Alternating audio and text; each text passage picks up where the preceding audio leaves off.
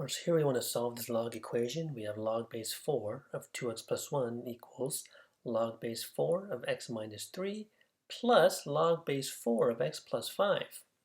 Right, now this one's an interesting equation because you notice that every term has a log in it. Okay, there's no plus 3 or minus 1 or some number that's by itself, right? Each term has a log. Okay, so actually we can use this property, right? If we have log base b of m equals log base b of m. So what is this saying? It's saying that we have two logs that are equal to each other, right?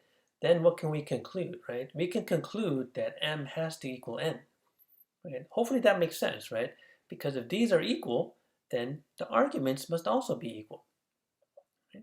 So we can apply this property in this case, right? Because there's no number by itself and every term has a log in it, right? Now, you got to be careful though, right? Before we use this property, right, we have to combine these, right? Because this is two logs on one side.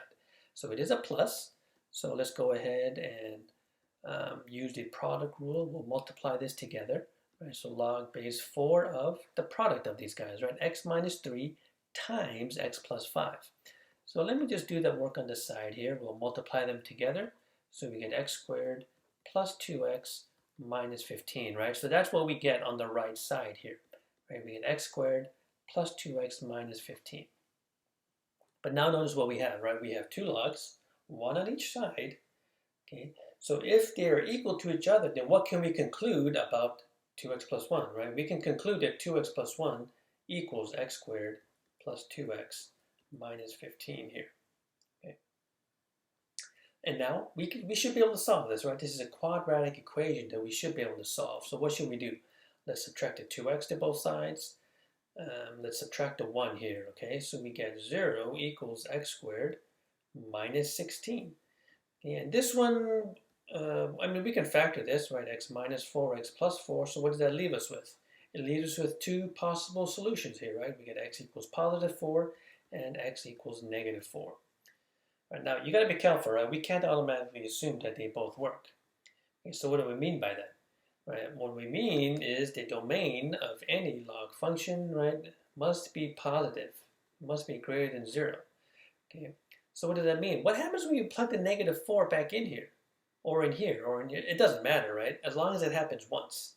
But if you plug in a negative 4 in here, we're going to get a negative result. Okay, we're actually going to get what? The log base 4 of negative 8 plus 1, which is negative 7, right? Well, what is log base 4 of negative 7?